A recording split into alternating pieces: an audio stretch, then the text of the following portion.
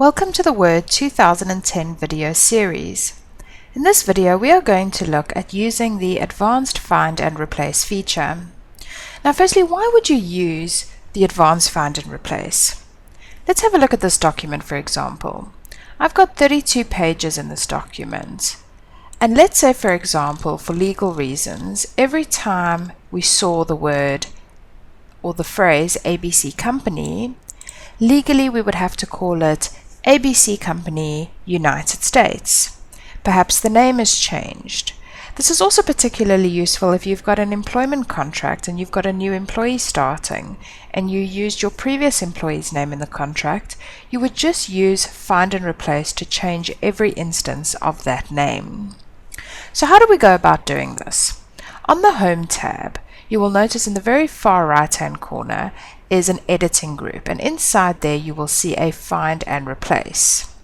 If I click on the Replace, because that's what I'm actually wanting to do, at the top of my screen I get three options.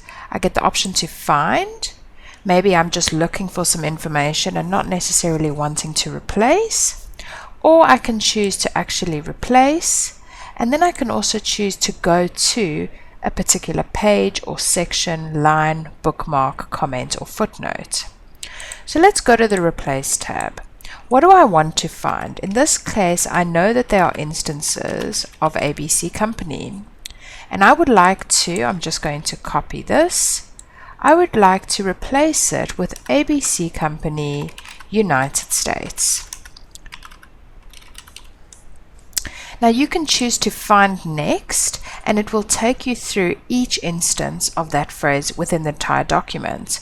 If that's going to take a really long time, you can choose to replace one at a time or to replace all. If I click on Replace All, it'll tell me that it searched the document and made 71 replacements. I'll then click OK. And then I click the Close button.